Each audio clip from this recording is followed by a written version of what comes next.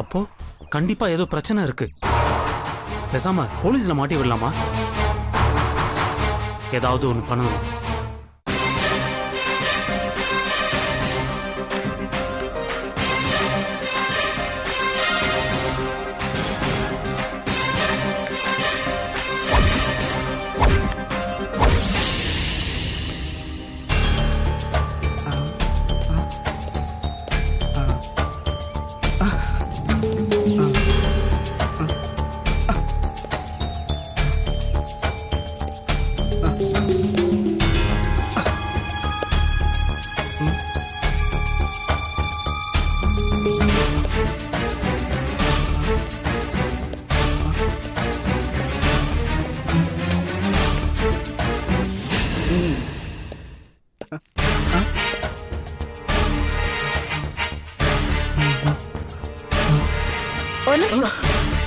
யாரை பார்க்க வந்தீங்க? திலகாவை பார்க்க வந்தீங்களா? இல்ல, அது வந்து திலகா அண்ணி முகம் கழுவிட்டு இருக்க. என்ன போகுதுன்னு தெரியலையே. அருண் வந்திருக்காரு.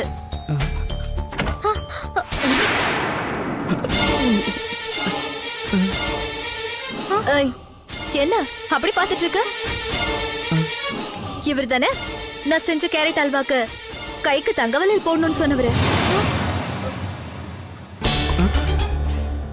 அண்ணி அது வந்து எவ்வளவு நாளா நீங்க 2 பேரும் லவ் பண்றீங்க? 4 months தான். 4 மாசமா இந்த விஷயத்தை என்கிட்ட இருந்து மறைச்சிருக்க. உங்ககிட்ட நான் சொல்லணும்னு தான் நினைச்சேன், ஆனா பயமா இருந்துச்சு. எதுக்கு பயம்? நான் உங்ககிட்ட ஃப்ரெண்ட் மாதிரி தானே பழகுறேன். அண்ணி மாதிரியா பிஹேவ் பண்ற? சாரி அண்ணி. அம்மா எதுக்கு ஸ்வீட்? அது எனக்கு பார்த்த பொண்ணு வீட்டுல பெருசு ஒண்ணு மண்டையை போட்டுருச்சு. அநேகமா கல்யாணம் நின்றுன்னு நினைக்கிறேன். அதான் திலகாவுக்கு ஸ்வீட் கொடுத்துட்டு போலான்னு வந்தேன். அடப்பாவி, ஒருத்தர் சாவு கூட சந்தோஷமா இருக்கா உனக்கு? சரி சரி, ஸ்வீட் இவளுக்கு மட்டுமா? எங்களுக்குலாம் இல்லையா? உங்களுக்கு இல்லாமையா? உங்க அண்ணன் திலகாவோட அண்ணா வந்துட்டாரு. நான் இருந்த பிரச்சனை, நான் வரேன். நீங்க ரொம்ப நல்லவங்களா இருக்கீங்க. இந்தாங்க ஸ்வீட் சாப்பிடுங்க. ரொம்ப தேங்க்ஸ்ங்க. நான் வரேன். திலகா பை.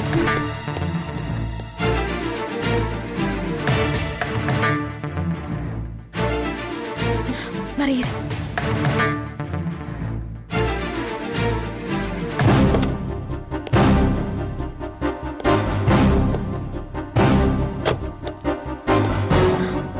என்னங்க, இந்தாங்க ஸ்வீட் எடுத்துக்கோங்க. என்ன ஸ்வீட் எல்லாம் தர? திலகா ஒரு குட் நியூஸ் சொல்லிருக்கா. என்ன எக்ஸாம் ரிசல்ட் வந்துருச்சா? இல்லங்க, அவ மேரேஜ் விஷயம். மேரேஜா? ஆமாங்க, அவளுக்கு பிடிச்ச பையனை அவளே செலக்ட் பண்ணிட்டா. என்ன பழி வாங்குறதுக்கு நடவடிக்கையா? நான் எதுக்கு பழி வாங்கணும்? உண்மையை தான் சொல்றேன். திலகா, திலகா, என்ன உன் அண்ணி என்னமோ சொல்றா? உன்னதான் கேக்குறேன். ஆமாண்ணா.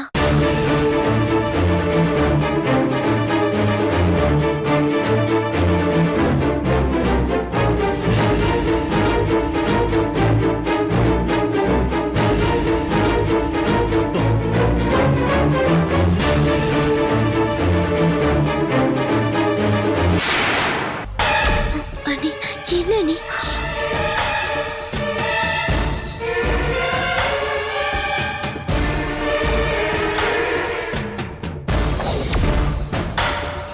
சரி, யார் அவ? போன் நம்பர் என்ன? அந்த பையன் பக்கத்து வீட்டு பையன்தான். அவனை கூப்பிட சொல்லட்டுமா? கூப்பிட சொல்லு, கூப்பிட சொல்லு. ஜெனிஃபர் உனக்கு எப்படி தெரியும்?